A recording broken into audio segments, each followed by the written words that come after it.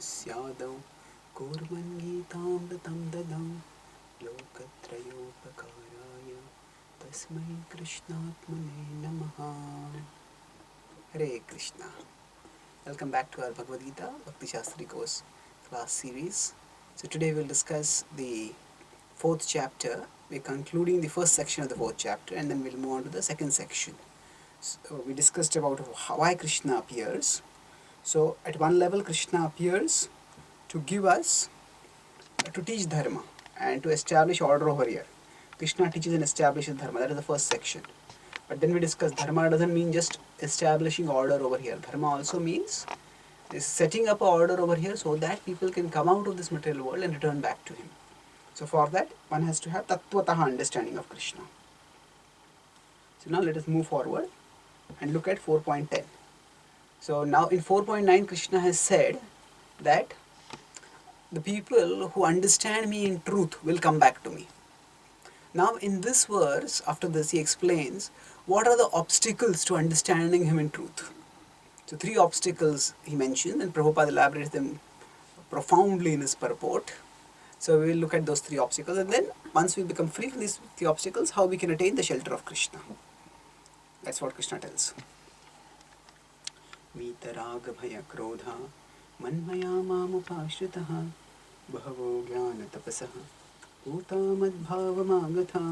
आगतः. So Vita means to become free from. Raga Bhaya Krodha. Raga is attachment, Bhaya is fear, and Krodha is anger, born of frustration, anger.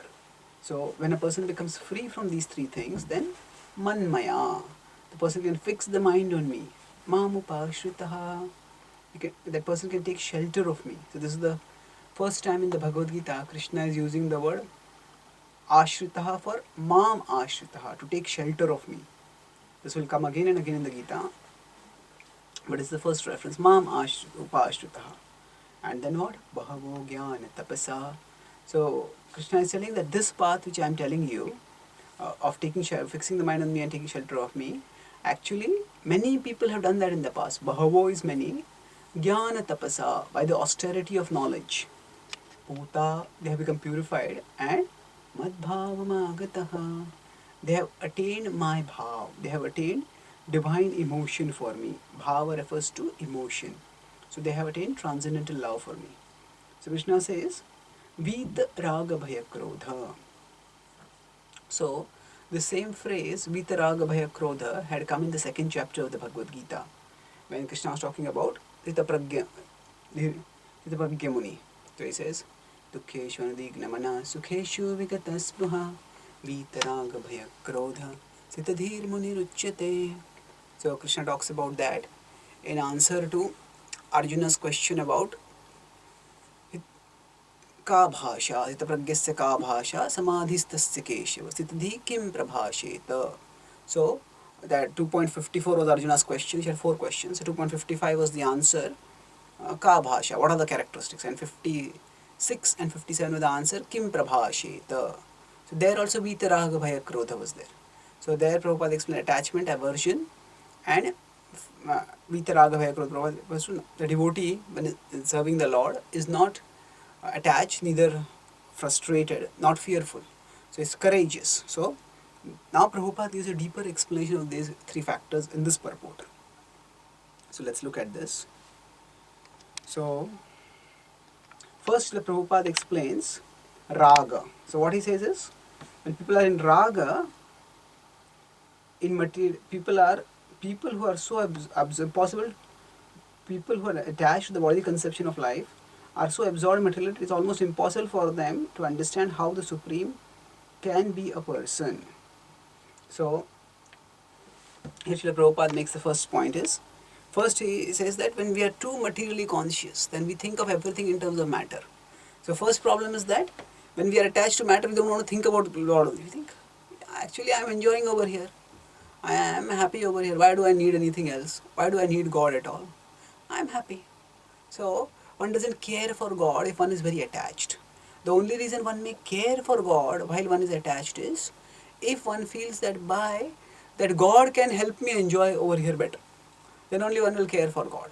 But then that is not really caring for God, that is caring for the things of the world and using God as a tool to the things of this world. As Prabhupada would say, when we ask God for bread, that shows our love for bread, not love for God. So, like that raga prevents us from manmaya. We may pray to God, but even when we are praying to God, we are not thinking about God. We are thinking about the things of the world which God may give us.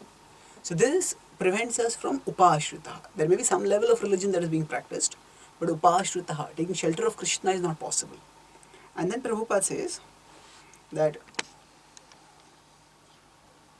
raga, bhaya, krodha. So they can't think of spiritual form. They think form means material form. So people in general keep this same bodily idea in mind when they are informed of the personal form of the Lord. For such materialistic men, the form of the gigantic material manifestation is supreme. So they think that there is nothing beyond matter, and if there is a God at all, then that God is transcendental. That God cannot be personal, because they assume that form and personality are characteristic of material realm only. So this raga creates such an attachment. They don't think about God, and when they do think about God, why do they think? Because their raga is frustrated. They become attracted to the forms of this world, and they found those forms are disappointing. They try to develop relationships in the world, and they found that disappointing. So by all this, they start feeling there must be something higher in life. There must be something which must be beyond this. But because they are so averse to material things, so what Prabhupada says is, because they are too materially absorbed, the conception of retaining the personality after separation from matter frightens them. So that is the Prabhupada's explanation of bhaya over here. When they are informed about spiritual life is also individual and personal, they become afraid of becoming persons again, and so they naturally prefer a kind of merging into the impersonal void. So here Srila Prabhupada is making the point that when we project the material conception in the absolute, then we think, oh, I have to form, whenever I try to form relationships, it leads to misunderstanding, that leads to heartbreaks. So if I have a relationship in the spiritual realm also, that will also lead to misunderstanding, that will also lead to heartbreaks. Better I don't want any relationships, just forget it. What do I want? Shanti, Shanti, Shanti. So, based on one's materialistic conceptions, intellectually and emotionally, one recoils from a personal conception of the absolute. Intellectually, one in one's conceptions, the form and matter are rooted together. People can't think how there can be form without matter. How there can be spiritual form. Yeah, matter means form. So if form is not there, then that means if matter is there, form has to be there. And if form is there, matter has to be there. How can the two be separated? You just can't conceive of a spiritual form. Their idea of spirit is not just spiritual, their idea of spirit is primarily anti-material. So they can't think of spirit in its own glory. They think that by negating matter will get spirit. So if matter has form, then spirit should be formless. So with this conception, they cannot get a personal understanding, and they remain fearful of the personal aspect. So that's why they cannot do manmaya mamupashrita. They cannot think of Krishna and take shelter of Krishna because of their fear of the personal conception of relationships in the spiritual realm. And then after that, there is krodha. So Prabhupada is, what is krodha? Being embarrassed by so many theories and by contradictions of various types of philosophical speculation, they become disgusted or angry and foolishly conclude that there is no supreme cause and that everything is ultimately void. Ultimately void. So here, krodha refers not just to anger. Here, krodha refers to something deeper. It refers to the anger which comes from frustration, when one can't understand what is the ultimate truth of life. These people say this is right, these people say this is right. Some people say that God is like this, some people say God is like that, some people say God is like that. What is the truth? How can I find it out? I can't find it out. No, everybody presents their philosophy very persuasively, and everybody seems to be right. So how do I find what is right? Better don't get into this business only. Better forget the whole thing. And they say, what is absolute truth? Ultimately everything is a void. So they just don't care that krodha is a result of the of skepticism. So when one is excessively skeptical and one is not ready to make a commitment to find out what is the truth, then one falls prey to this krodha. So when Prabhupada was asked about this skepticism, Prabhupada says skepticism means rascalism. Why? He said just because you can't find the truth, that doesn't mean nobody can't find the truth. That doesn't mean that nobody is capable of finding the truth. Prabhupada says that, yes, just like a fox, when it sees the grapes and it sees the grapes are too far away, so he says sour grapes. The grapes are sour. So like that, we can't understand the truth, so we say there is no truth only. So how do we know what is the truth? See, there is one truth, there are many paths to the truth. And it's not necessary that there has to be one thing right and everything has to be wrong. There is, truth is like a pyramid. So progressively we get clearer and clearer understanding as we move forwards. But essentially, there's an inner transformation that happens. We become purified, we start developing attraction to Krishna. So in that way, there is a process by which we can verify. Now for example, if somebody says that, oh, there are so many different therapies, there are naturopathy, there is Ayurveda, there is allopathy, there is homeopathy, there are so many paths like that, and different doctors give entirely different explanations of, what is the disease and how it can be cured. What should I do? Better don't get into this medicine business only. Yes, I won't go to any doctor because there's no way I can find out what is right. So if somebody thinks like this, then who is the loser? It is that person who is the loser. That person continues to stay deceased, and that person continues to stay suffering in material existence. So that in a diseased condition. Similarly, yes, there are different spiritual paths, but there is an objective criteria. They are all meant ultimately to heal, and the way we understand whether a path is right or not, we use our intelligence to analyze, but then we invest our consciousness. If we get purified, we get spiritually healed, then we understand this medicine works. So like that, if we experience benefit from our spiritual practice, then we should practice it, and that's how we move forward in our spiritual life, by practicing. Now, Vitaraga Bhaya Krodha. So then Prabhupada starts referring here to hippies. This last class of men take to the shelter of some kind of intoxication, and their affective hallucinations are sometimes accepted as spiritual vision. Affective hallucination means somebody sees something. So Prabhupada, somebody told Prabhupada, when I was taking LSD, I used to get these kind of visions. Prabhupada said, stop taking LSD, visions will go away. He said, no, he was so shocked, he was completely deflated. He thought his visions are such a wonderful thing, and I'm getting visions, I'm a special person. Prabhupada said, you cannot get spiritual visions by drugs. Actually, spiritual vision you will get by when you become purified. So, actually many times in that, when Prabhupada was in first the lower east side and then Haitashbury, first in New York and then in San Francisco. So if somebody went high on LSD, then that person would be considered to be a LSD saint.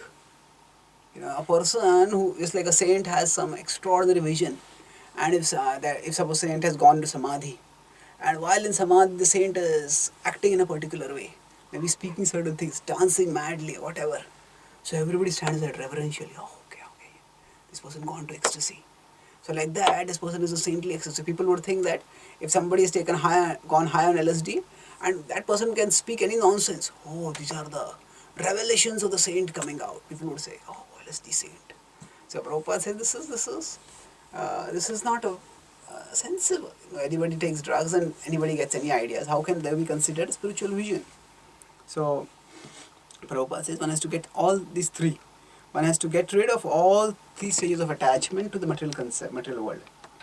All three stages of attachment. Or the negligence of spiritual life. This happens when there is raga, fear of a spiritual personal identity, that is bhaya, and the conception of a void that arises from frustration in life, that is krodha. So all these three, when one gives up, then one can practice spiritual life sincerely. Now, when Krishna tells us this path, he tells us that many other people have already practiced it. Bahavo Jnana Tapasa. So Krishna will talk about this once again in 4.15 also, when he will say many others have practiced it and they have become liberated. And Krishna has referred to this earlier also in 3.20. Karmanaiva hi samsiddhim astita janakardaya lokasangraham evapi sampashyan kartum arhasi. So he says, Karmanaiva hi samsiddhim. By karma itself one has attained perfection. Karmanaiva hi samsiddhim astita janakardaya. Who are the people who are achieving perfection like this? Janak Adayaha. There are many others, Janak and others, who have attained perfection. Similarly, Krishna is saying, Bhavo Jnana Tapasa. Many others have attained perfection. So this is giving an assurance to Krishna. Just like if somebody says, a doctor says, I'm a specialist doctor, and I do brain surgery. So yes, doctor, what is your experience? How many patients have you operated on? Oh, you have the honor of being my first patient. I don't want that honor, doctor. I'll go to some other doctor, isn't it? So, if somebody is something is absolutely new and it is our life that is at risk, we wouldn't want to put our life to risk like that. We would want to say, okay, this experienced doctor. And many people have done this surgery and people have become cured. So, like that, Jnana Tapas, Bahavo, many have become purified. Now, Krishna uses an interesting compound word over here, Jnana Tapasa. So tapasa means austerity, jnana means knowledge. So what does jnana tapasa mean? The austerity of knowledge. So actually, hearing about Krishna and understanding Krishna's glories, that can be an austerity sometimes. Actually, it purifies us and eventually it fills us with great joy when we start understanding Krishna's glories. But initially or transitionally, it may happen that for some time we may find the glories of Krishna annoying, irritating, boring, draining, bewildering, a different emotion that can go on. Annoying. Why Krishna is so good? I want my own glories to broadcast. Why hear about Krishna's glories only? How boring. All the same things again and again. How many times do I hear it? Draining. Very irritating. What is this pastime? It doesn't make sense. Why does Krishna act like this? So, Janma Karma Chame Divyam, the pastimes of Krishna, hearing about them can sometimes be an austerity. Of course, many times we find that if hearing pastimes is not an austerity, we enjoy hearing pastimes as long as they're new pastimes. The same pastimes repeated once, twice, thrice, four times. Now it's enough. Isn't there some new pastimes there? Please tell me some new pastimes. That attitude comes up. So, but if the pastimes are new and they are entertainingly told, we like them. But tattvataha, understanding the tattva and then understanding the pastime, that requires austerity. So jnana tapasa. But Krishna assures us that if we do jnana tapasa, what will the result? Puta, will become purified. So hearing about Krishna's glories purifies us. And when we become purified, then our original natural attraction to Krishna becomes revived by that purification. So, purify and revive. Revive our attraction. That is the conclusion. Mat bhava magataha. They attain bhava for me. So Prabhupada connects this bhava with the 9 stages of bhakti just talked about in the Bhakti Rasamrita Sindhu. The 8th among them being bhava. So adau shraddha tataha sadhu sangha. So we know the spiritual life begins first with faith, then there is sadhu sangha. We come in the association of devotees. Then the devotees tell us, please chant Hare Krishna, bhajana kriya. Then bhajana kriya, what happens? Start experience transformation. Our bad habits fall away. There is anartha nivritti syat. Tato nishtha ruchis tatha. Then nishtha, our faith becomes strong. Just like when we take a treatment and we become cured by that treatment, the disease subsides and we start saying, oh, this treatment works, nishtha. Then after ruchis tatha, then asakti. Ruchi is taste, asakti is attachment. Just like we discussed in the lecture of instruction, how initially sugarcane juice doesn't taste sweet for a jaundiced person. But as the person gets cured, then first of all the person's disease feeling goes away. So nishtha, yes, this treatment works. But after that, hey, this sugarcane juice is so sweet. I want to take it more. So nishtha, ruchi, asakti. So attachment comes up, and then bhava. Bhava means we start becoming, we not only feel nice when we chant, when we remember Krishna, when we serve Krishna, but along with that bhava, we feel affection, positive spiritual affection for Krishna. And then bhava, and then finally comes prema. Prema is spontaneous spiritual love for Krishna. And then what is it? Tataha prema vidanchati. Sadhakanam ayam premna pradurbhave bhavet kramaha. Sadhakanam, for the seekers, ayam premna. This prema pradurbhave bhavet kramaha. That step by step, this love will come gradually. And this is Prabhupada quoting Bhakti Rasamrita Sindhu. And the correlation is bhava. Mad bhava magataha. What is that mad bhava? Prabhupada, Krishna say referring to that is a person will attain love for me. So when we give up the obstacle, when we put aside the conceptions that act as obstacles, raga, bhaya, krodha, and surrender to Krishna, then we become purified. So, Madbhavamagataha. Now, let us look at the next verse. So, here we start the next section of the Bhagavad Gita, and this is one of the most important verses. So, here the second section is Krishna is the goal and creator of all paths. Now, when I am giving sections, no Acharya has very specifically stated that this verse to this verse is this section, this verse is to this verse is this section. There have been given some outlines by Chakravarti Pad, Baldev Vidyabhushan. So different devotees may classify the sections of the Bhagavad Gita in different ways. So this is something which is not integral to the text. That is something which we create as a framework for our own understanding. So there may be different Bhagavad Gita teachers who may analyze the Gita sections into different ways, and that is perfectly okay as long as it gives us a continuity of understanding and clarity of understanding. So as long as that happens, the sections can be given in different ways. So here, Krishna is the goal and creator of all paths. So now what is the connection between the first and second section? First, Krishna teaches and establishes dharma. What is dharma? Dharma involves the practice of religion so that one becomes purified. So now for this purification there are multiple processes. Now Krishna has actually recommended here Manmaya Mamupashrita. Take shelter of me and practice Bhakti Yoga and come back to me. But not everybody wants to practice Bhakti Yoga. There are other processes also. So what about those different processes? What happens to those who practice those different processes? That Krishna will discuss in this section. And that's what we will start now. So Krishna right in the beginning gives us first a principle. The principle of what we should do. Or how we should understand these different processes. So ye yatha mam prapadyante tam tathaiva bhajamyaham vartamana vartante manushya partha sarvashah. So ye yatha, as in what way, those who in whatever way, mam prapadyante, they surrender unto me. So this prapadyante is related with the previous verse with upashritaha. People take shelter of me. So different people surrender unto me in different ways. In whatever way they surrender, tam sathaiva bhajamyaham, I reward them accordingly. Tam sathaiva, accordingly I reward them. And mama vartma nuvartante, that actually people follow my path. Mama vartma is path, anuvartante is to follow. Manushyaha partha sarvashaha. Sarvashaha is adjective, that all people follow my path. So all people follow my path, and I reward people according to how they surrender to me. That means there are actually two distinct sections in this verse. We'll look at these two sections and then we'll try to understand what is the correlation between the two. Now significantly, generally impersonalists like to quote the second part of this verse, whereas Vaishnavas and Srila Prabhupada frequently quote the first part. So first part is the principle of reciprocity. As different people surrender unto me, the Lord rewards accordingly. That means the Lord is reciprocal. The Lord is not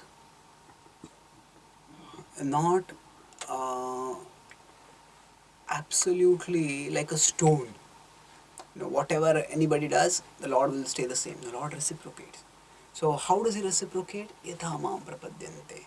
So Vishwanath Thakur explains beautifully in his purport, and Prabhupada also points to this, that those who consider the Lord's activities, birth and activity, Janma Karma, if they think that Janma Karma is Divya, the Lord's activities and appearance are transcendental, those who think my activities will be transcendental, so Krishna makes their activities transcendental. That means what? Krishna purifies them. And when they become purified, then they become liberated. They also start living and acting in the transcendental platform. So those who accept Krishna's activities to be transcendental, their activities become transcendental. So those who consider Krishna's activities to be material, their activities remain material. Those who think that Krishna is just, what is this Krishna? Just some historical character or some mythological character. So they are materialistic, their activities also same. The Krishna says, okay, you think of him materialistically, then you continue on the cycle of birth and death. So those who think of Krishna in a monistic way, in a Mayavadi way, I think that actually Krishna is a temporary manifestation of impersonal Brahman. So that is also an offensive conception. So they are too much focused on material conception only, because what is happening is they are assuming that all forms are material. So they are not broken free from the fetter of matter. Fetter of matter. Fetter is a shackle. Because they are not broken free from the fetter of matter, so they stay on in material existence. And they stay on in material existence, then they also suffer. So Krishna says that as people approach me with whatever conception, I reward accordingly. I reciprocate accordingly. Tam sathaiva bhajamyaham. Mama vartamanu vartante. Now, so this is the first part. The different people, I reciprocate accordingly. This will be expanded later on in the Bhagavad Gita, and we'll discuss it that time also as we move forward in the flow. But mama vartamanu vartante. That all people follow my path. Now this verse is often mistranslated as all paths lead to me. Now if you look at this verse, mama vartamanu vartante manushya partha sarvashah. So now if you see sarvashah is close to manushya. So sarvashah, all people are on my path. Mama vartama. Now if you suddenly move sarvashah to vartma, all paths lead to me, it doesn't make proper grammatical sense. Of course, some people argue that there is a figure of speech called transferred epithet, where adjective is moved away from a noun to another noun.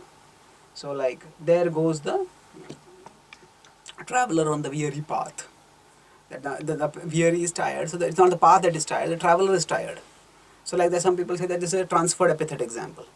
But the point is, Krishna is here talking in a very analytical tone. And if we see, if it was just a transferred epithet, if all paths were ultimately to lead to him, then how do we understand very categorical verses? Like say Krishna has said in 3.31, 32 that those who have faith, they will come to me. Those who don't have faith, they will fall back. So if all paths will lead to Krishna, then what about such verses which clearly delineate two paths and two destinations? So two conceptions, two destinations. So the 9.25 is very categorical. Yanti devrata devan, pitrani yanti pitrvata, bhutani yanti bhutejya, yanti mad yajinopi mam. So Krishna is talking four different conceptions or four different objects of worship and four different destinations. So the idea that mam vartamanu vartante manushya partha sarvashya refers to all paths lead to the same goal, that cannot be sustained by comparison with other verses in the Gita. And so scripturally, grammatically also, it doesn't make sense. Then contextually from the whole message of the Gita, it doesn't make sense. And logically also, if we look at it, it doesn't make sense. If whatever anybody does, the people are going to come to Krishna, then what does it mean? Then it means that actually Arjuna doesn't need to fight. Because whether Arjuna fights or doesn't fight, ultimately everybody is on Krishna's path and everybody will come back to Krishna only. So Prabhupada asks a simple question that if whatever we do, we are going to go back to Krishna, then why does Krishna have to speak the Bhagavad Gita at all? Why does Krishna have to persuade Arjuna to choose any particular course of action? He doesn't have to. So therefore, this particular idea that all paths lead to the same goal is not a valid translation of this verse. Then what does this verse actually mean? What does it mean that all people are on my path? It means something important. That it means firstly that actually whatever a person is attracted to, actually that person is attracted to a manifestation of Krishna. So for example, now if you consider all of existence to be like a massive expressway, for some people, so in that expressway, Krishna is transcendental, then there is goodness, passion, ignorance. And different people are attracted to different things. So when they are attracted to different things, what does it mean that they are attracted to? Some people are attracted to the beauty of the opposite sex, some people are attracted to learning, some people are attracted to the alcohol and intoxication. The example of passion, goodness and ignorance attractions. So when they are attracted like this, what does it mean? Actually, all these attractions are ultimately having the capacity to attract because they contain a spark of Krishna's opulence. This we will discuss in 10.41 when you come to 10th chapter. Yad yad vibhuti matsattvam srimadurjitameva va tattadeva avagachatvam mamatejamshi sambhava. That everything that is beautiful, it has this attractive capacity because it possesses a spark of Krishna's splendor. Now, if somebody says that the beauty of the opposite sex is also the beauty of Krishna, then what is wrong with getting attracted to the beauty of the opposite sex? Actually, Yes, it is ultimately by Krishna's arrangement that even the opposite sex is beautiful.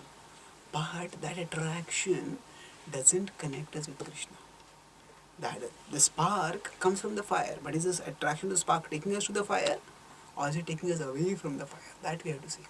Prabhupada writes in Chaitanya Charitamrita purport that some Mayavadis say that actually everything is the experience of Brahman. So somebody, if that person drinks alcohol, then that person is also experiencing Brahman. Prabhupada says yes, that person may be experiencing Brahman, but that experience of Brahman doesn't purify. That experience of Brahman doesn't elevate. That experience of Brahman putrefies and degrades. So therefore, actually, when Krishna says all people are on my path means actually they are attracted to different manifestations of me. But whether that attraction is taking them towards me or away from me, that will vary. So some attractions take us away from Krishna, some attractions take us towards Krishna. But all people are on my path. They are in that sense attracted to me. Like Prabhupada, when he asked George Harrison to write a foreword for his book, Krishna. So at that time George Harrison had a generic understanding of Krishna consciousness. So he wrote very nicely, insightfully that everyone is attracted to Krishna. Some people know it, some people don't. As Prabhupada also said that in the Raslila chapter, in his rendition of the Raslila chapter in Krishna book, Prabhupada says everybody is dancing. So, some people are dancing in Mahamaya and some people are dancing in Yoga Maya. In Yoga Maya, they are loving Krishna, pleasing Krishna, and they are happy thereof. And those who are dancing in Mahamaya, they are in illusion and they are becoming more and more miserable. So in this way, Mama Vartamanu Vartante. All people are on my path. Now Prabhupada concludes by saying, and if we are attracted to different these separated sparks of Krishna, rather than being attracted to the sparks, let us be attracted to the whole. So whatever we are attracted to, we will get that if we turn towards Krishna. So therefore he says that, he quotes this verse 2, 3, 10 from the Srimad Bhagavatam. Akamah sarva kamo va moksha kamo daradhi tibrena bhakti yogena yajeta purusham param. So what is he saying? That ultimately whatever we want, we can get it from the Supreme Lord. So instead of worshipping others, we should simply worship the Supreme Lord. Akamaha, if I have no desires, sarvakama, if I have all different kinds of desires. Or if I have moksha kama, if I have the desire for liberation. Still, if I am broad-minded, udaradhi, if I am adequately intelligent, then what should I do? Yajeta purusham param. Tivrena bhakti yogena, with tivra bhakti yoga, with intense bhakti yoga, with one-pointed. What I should do? Ijeta purusham param. Let me worship the Supreme Lord. Let me worship the Absolute Truth. So when I understand that actually whatever I'm attracted in this world, it's simply a manifestation of Krishna's all attractiveness. And instead of separately seeking all those things, let me become attracted to Krishna, and by that attraction to Krishna, by that worship of Krishna, let me seek those things. I'll get the sparks also if Krishna is merciful. And that's Krishna, part of Krishna's plan. But more than the spark, I'll get the whole. When I get the whole, I'll become supremely happy. So, we can either choose to have infinite longings, or we can choose longing for the infinite. Infinite longings means, oh, I long for this, I long for that, I long for that, I long for that. There are so many things I long for, and this longing knows no end. So like that, after I get a new watch, then I want a new cell phone, then I want a new dress, then I want a new car, then I want a new house, then I want a new spouse. And like that, it just goes on and on and on. There's no end to it. So I can have infinite longings, or we can have longing for the infinite. We redirect our desires. All these things that are attracting me just contain a spark, but Krishna is the whole. So let me long for the infinite. So then, Tivrena Bhakti Yogena, intensely serve Krishna, intensely love Krishna. Then we'll become purified. Then we will attain the supreme perfection of life. Let's go to the next verse now. Now, Krishna will describe, okay, if Krishna, ultimately all paths are, all people are on his path, then why don't people worship him directly? So if actually it is he who is ultimately the rewarder, and all people are on his path, then why don't people worship him directly? So Krishna explains it in the next verse. Kangshantaha karmanam siddhim yajanta iha devataha shipram himanushe loke Siddhir karmaja. So kangshantaha means hankering, desiring. Karmanam siddhim, success in their work. So here karma refers to fruitive activity, material activities. Ajanta iha devataha. Iha devataha means the gods of this world. Ajanta, they worship the gods of this world. And what happens? Kshipram himanushe loke. Kshipram, quickly. Manushe loke. In this Kshipram himanushe loke. In human society, people get quick results. Siddhir bhavati karmaja. Siddhir bhavati. So they get perfection karmaja, from karma, quickly. So so Krishna explains, why do people get attracted to him? Because why do people get attracted to worshipping the demigods? Because they get quick results. So how does one get quick results to worshipping demigods? Just like Lord Shiva is called as Ashutosh. Ashutosh means one who is Ashu is quickly, Tosh is satisfied, one who is quickly satisfied. So generally, if somebody does some rituals for worshipping the demigods give the results. Because demigod worship is like a contract. So if the worshipper does a particular set of ritual, the demigod is obliged to give the results. And so sometimes the child wants a sweet, and the child has got teeth which are likely to get spoiled. So the mother says, no, you should not take sweets. You should not take, no, now don't take sweets. You make sure that you have your treatment properly. And later on I'll give you special sweets, but first don't take sweets. But the child says, no, I want sweets. And what the child does, mother says, yes, I'll give you sweets, but first you get cured, then I'll give you. And I'll cook special sweets for you. Mother say, if you take chocolates, your teeth will get spoiled. I'll cook some other special sweets which will not get your teeth spoiled. So the child says, no, I want sweets right now. I want chocolates. The chocolate child says, takes some money from somewhere, in the pocket money, or takes from the pocket of the father, and then goes to shopkeeper and says, here is the money, give me chocolates, give me 100 chocolates. And then just gives the money and gets the chocolates. So that's basically a business. So generally, when we worship the devatas, people do it in the mode of a business. In the mode of a business means that they are doing it for the sake of worship, not primarily any spiritual advancement. It is just for getting their material desires fulfilled. And Krishna, he will also fulfill our material desires. Just as it's not that the mother doesn't want the child to eat sweets, but the mother also wants that the child's health not get spoiled. So Krishna doesn't want that we have to be materially starved and poverty stricken. No, Krishna wants us to have whatever material things we need, but he doesn't want us to get so obsessed in material things that we hurt ourselves, that we will hurt our spiritual prospects. That's why he will give things to us, but he may give them slowly, in a way that doesn't increase our illusion. So therefore, people, because they want quick results, they don't want purification, they just want quick results. That's why Kshipram Himanushe Loke. They get those quick results and they worship the devatas.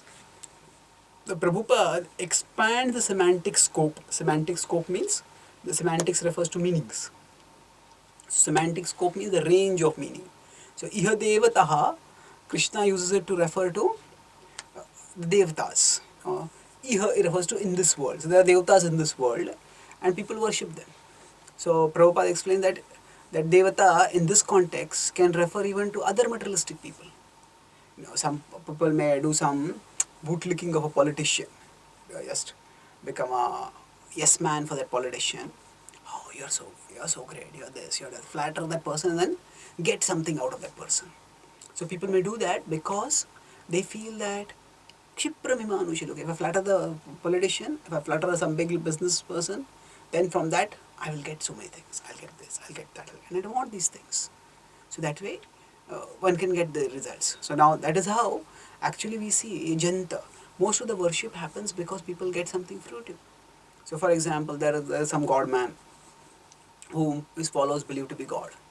And then they write a book, 101 reasons why so and so person is God. And if you see what are the 101 reasons, basically they are 101 stories of apparently miraculous fulfillment of prayers. They say, oh, so and so person was having his daughter was sick, and the doctor said it is incurable. And then they went to that god man, and then they started chanting his mantras. They started chanting his mantras. They prayed, and the patient was miraculously cured. Or they say that this person was not passing in the exams, and this person prayed to that so and so Baba, and then what happened? That person passed the exams. So basically, these are said that this is how all the stories from the experience of their worshippers, you know that they are God, that person is God. Now, this is actually a simple error of logic. Actually, there are there are 101 stories like that, but there are probably 10,000 stories, or maybe or 1,000 stories, or more, whatever number, of people who were in similar situations who prayed and did not get anything. But when they did not get anything, the prayers don't enter the books. So they tell the stories where they success. And even if you think by pure statistics, statistics by itself, some people, there are medically miraculous cures happen. And statistically, some people who are not doing so well, if they feel that, oh, I'm being blessed, I'm getting some power, then they study better. They get marks also by that. So this idea, first of all, even from the logical point of view, it is not sound, and scriptural point of view, definitely it is not sound. So if we choose an object of worship based on just whether I get quick results or not, then I'll get quick results, but the results will quickly go away also. At the end, when I die, what will I be carrying with me? None of these results will carry with me. I'll just carry my karma with me. Therefore, Krishna says that this is not a recommended form of worship. Those who are short-sighted, children are short-sighted. They can't think about their career. They can't think of the long term. They say, I just want to play right now. So like that, people who are short-sighted, they can think only in this terms of this lifetime. I want this, I want that, I want that. And they can't think of anything more. So people who are short-sighted like that, they can't practice spiritual life very seriously. And even if they practice some sort of piety, that is for ihadevataha. They direct it towards some worshipful object in this world and they get some results from that. So now Prabhupada explains, now Krishna explains that, okay, for such people, how will they get elevated? I have created a system by which progressively, step by step, people can get elevated. So what is that system? That is the Varnashram system. Chaturvarnyam maya srishtam gunakarma vibhagashah tasya kartaram apimam vidya kartaram avyayam. So Chaturvarnyam, there are 4 Varnas, maya srishtam. By me, they have created. Gunakarma vibhagashah is divided according to guna and karma. And then tasya kartaram apimam. Although I am the doer, still know that I am the non-doer, being unchangeable. So there, every line of this verse is very significant. So first is Chaturvarna, the four Varnas. That is Maya Srishtam. It is created by me. What does it mean, Maya Srishtam? Actually, whatever is created by Krishna is natural. It is innate. It is there everywhere. So now we may say that in America and Europe, we don't have the caste system as the word is used nowadays. But actually we will see these 4, Brahmana, Kshatriya, Vaishya, Shudra, they are not just caste by designation. They are basically 4 human types. 4 human types. And we'll find these 4 human types in all societies. There are the intellectuals, that are Brahmanas, there are the administrators, that are Kshatriyas, there are the mercantile community, that are the Vaishyas, and the general assistants, the laborers, that are the Shudras. So in every society we'll find this. What to speak of every society? In a classroom we'll find it. In a classroom, there are some students who will just sit right in the front bench and eager to study and learn. Some other students, whenever there is something organizing is to be done, okay, they will become class monitors and say, okay, we're going for this picnic, so please stand in the queue, you be first, and they will make the arrangements, organize. This is Kshatriya. So sitting first and learning, they are Brahmanas. And then there will be some children who will say that, okay, some child will say, there's a new pencil just come. Or, this new pen has come, a pen come, pencil come, eraser, everything is there in one only. Something like some new high-tech product has come and show it. And can you give it to me? Can you give it to me also? So, yes, I'll give it to you. How much? They say, okay, it's 50 rupees. Okay. That person gets it for 30 rupees from the shop and gives it for 50 rupees. And in the class only that person makes a tidy profit. So what happens is that's Vaishya mentality. Even the children it is there. And the Shudras, the children who say, for example, and the class is going on. Is maybe sitting in the back bench, nodding off to sleep, getting bored. But as soon as the class gets over and the teacher goes out, he'll get up, come from the last bench, clean the blackboard, touch the blackboard and come back and go and sleep again. They're ready to do some sort of, they're not necessarily insincere, but yes, they don't have the inclination to study, but they want to contribute in some way or the other. So they contribute to some physical activity. So actually, this is just a simple understanding, but this is the basic division of labor that is there in every enterprise. So in a factory also, there is R and in every company and industry there are some people who do R&D. So we could roughly equate them with the Brahmana. There are people who do admin. They are the Kshatriyas. Then there are the people who do the marketing, selling, generation of revenues. They are the Vaishyas. They are concerned with money. And then there are the people who are generally working. The there are the peons, there are the coolies, there are the general assistants. So they are all Shudra. They are all be like Shudra. So basically, this categorization is there everywhere. Maya Srishtam. So Chatur Varanyam. These four divisions. Let's try to understand this Varanashram a little bit more clearly. So in the Varanashram, what do we have? Yeah. So what does Varanashram actually do? Varanashram provides a social structure for spiritual advancement. How does it provide? I'll explain this. So social structure for spiritual advancement. What does that mean? That means that actually for most people spiritual advancement means okay, there is God and I have to make spiritual advancement. I have to devote myself, I have to purify myself. And mostly it's an individual struggle. So if that individual struggle is supported by a social structure, then the struggle becomes lesser and the fruit comes more easily. That means, how do I practice spiritual life? What do I do? So when there is a social suitable supporting social system, just like if a student wants to study, if a student wants to become a doctor, and if there is no social structure to support, there is no college, there are no professors, there is no system of education and training, then the person says, okay, I only read my books, I read this book, I read that book, I read that book, and find out after reading this, so this is what I do. And then I become, by that, I become a doctor. It's very difficult without a social structure. Just by individual struggle to progress is difficult, but when there's social structure, things become easier.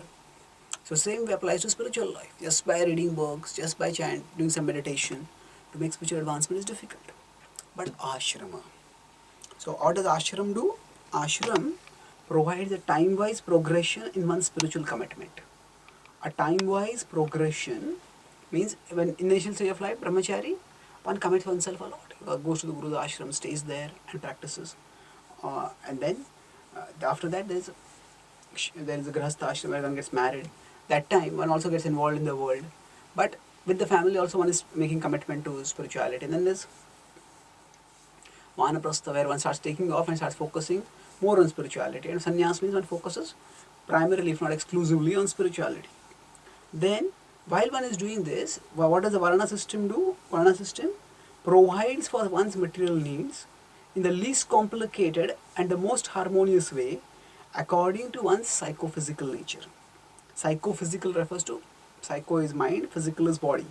So according to the nature of our mind and body, Varanashram provides engagement in the least complicated and the most harmonious way. What does it mean? Least complicated and most harmonious? See, today, when a person has to choose a career, it's such a huge spectrum. We may say this is freedom, but that freedom causes anxiety. Should I go in this direction, this direction, this direction? What should I do with my life? It's so complex. It causes so much anxiety. What career should I choose in my life? So, it becomes very complicated. But if a person is in the traditional Varnashram system, when the Brahmana and Brahmani unite in proper Brahminical consciousness, then a soul with Brahminical inclinations is born in the family. And in that soul, also brought up in a Brahminical culture, and naturally there are innate Brahminical propensities and there are acquired Brahminical propensities. So naturally the person becomes a Brahmana. And that way the person continues on in a profession for which one is inclined and one has also been incultured for that. One has been brought up in a culture which helps one to do that. So one has a head start over competition because from childhood itself one has been practicing Brahminical life. The same applies with, say, somebody is a cobbler. Then if from childhood itself the person has been trained in being a cobbler, then it's much easier for the person to go on, to proceed forward in life. So in the least complicated and most harmonious way. Why most harmonious? Because many times because of peer pressure, people choose careers that are not good for them, that are not according to their nature. So everybody, for example, in India, people, the professions of say medicine and engineering and medicine are glamorized. So everybody wants to go in that also. Now their nature may not be that. Their nature may be to be artist. Their nature may be to be a doctor. But they do, sorry, no, their nature may be to an artist or a painter or a musician or a photographer. But they can't choose that because they're too caught up by the in the peer pressure. So then when they get into it, what they are doing is not harmonious with their nature, and that's why firstly they can't do it well, and secondly they are not satisfied while doing it. So the whole principle of Varnashram is not based on just mere fiat. Fiat means this is what you have to do and nothing else. No, it's not arbitrary fiat. It is based on guna and karma. So according to one's qualities and according to one's activities, guna and karma. So guna refers to character and karma refers to competence. Just like when a person is to become a doctor, that person has to have the competence. Competence refers to person should have the skills. If this person is surgeon, a person should have the skills to be able to cut the body and extract the damaging part, and then heal the issue and heal the body also. So that competence has to be there. That is karma. But along with competence, there has to be character also. That is guna. The doctor is opening the body, they are healing one part organ, but at that time steals another organ. Maybe steals one kidney from the stomach. Then that will not do. So there has to be character as well as competence. Person, and the same applies to all professions. So guna refers to the qualities and karma refers to the activities. Now when I said earlier that these four human types are there in all societies because Maya system is created by Krishna. But what is there is karma. Guna will not come automatically. See, in every society there will be some people who will become leaders. There are some people who will become intellectuals. What does it mean they'll become intellectuals? They are literally inclined. They are thoughtful. They will become writers. They may become opinion leaders in society, thinkers. But then, if they do not have the proper guna, then their thinking will not lead to deep spiritual conclusions, deeper or spiritual truths. They stay at a superficial level, superficial level, and they may end up writing books on atheism, materialism. They may end up writing books condemning religion. They will not be able to understand what actually is the truth and pursue that truth. Same way with Kshatriyas. In every society there will be some administrators. Now from a material point of view, they may be good administrators also. They have the karma to be administrators, but to develop the guna, one requires training. One requires training in overall understanding the philosophical purpose of life. So if the Kshatriyas understand, yes, the ultimate goal of life is to go back to God, then they don't become too attached to their kingdoms, to their possessions and positions. And they are able to guide their subjects in a caring way, in a responsible way, in a non-exploitative way, in a parental way.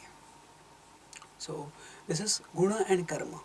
When both are taken care of, then there is harmonious progress. And then now let's look at the last. Tasya kartaram apimam vidya kartaram avayam. So Krishna is saying Tasya kartaram apimam. I am the maker of the system. So what does it mean when he says I am the maker? What it essentially means is that I have made these divisions. But then vidya kartaram avayam. But know that I am not the doer. What does he say? Why does he I am not the doer? That means that he has not put people in these various places. It is not that Krishna has made somebody to be a Shudra and Krishna has made somebody to be a Vaishya. Actually, those people, based on the way they have acted in the past, as a reaction to their karma, they have been put in different places. So Krishna is not discriminating. Krishna is simply rewarding according to how people act. Krishna is not partial. Krishna is reciprocal. He doesn't discriminate. I like this person, so I'll make that person the Brahman. I don't like that person, I'll make that person the Shudra. No. Based on the kind of psychophysical nature they have cultivated the way they have lived in a particular life. Accordingly, they get the next life. So vidya akarta ramavayam. I am not the doer. Sometimes in some schools there are, say for 10th standard, there are divisions A, B, C, D. All the top students, all the high class students, they are put in A, and then they get the best teachers also over there. And then those students who are dull, those who are not very interested in studies, those whose performance has been very poor in the previous classes, they are put in D. So like that there are divisions, A, B, C, D. So now is the school administration responsible for this division? Oh, there is A division for high class students, D division for for not so good mediocre students. Then yes, the school has created that. So it's a kartaram. But still a kartaram. Why? Because the school doesn't deliberately put some student. I don't like you, I'll put you there. No. What the school does is, okay, the exams are there based on what kind of performance one person has done. Then the students are put in different places. So the judge may give a reward to some persons and may punish certain persons. Judge is not being judgmental in the sense of being partial, but they're just being simply reciprocal. Okay, this person has performed, has done something, deserves some compensation for whatever has happened, so they give some compensation, give some money, and some person needs punishment, that person is given punishment accordingly. Tasya kartaram apma vidya kartaram avyayam. So Krishna said, I am not the doer. I'm unchangeable. I'm unchangeable means I don't get directly involved in this. I do not take sides here. If a judge doesn't take sides, Krishna is transcendental, doesn't take sides. He has created the system of Varnashram by which people can become gradually elevated. And that is what he helps people do through the progression of Varnashram. So by acting according to the Varna and Ashram, people can get gradually elevated. So how that will happen, Krishna will talk about in the next verses and we'll discuss in our next class. Thank you very much. Hare Krishna.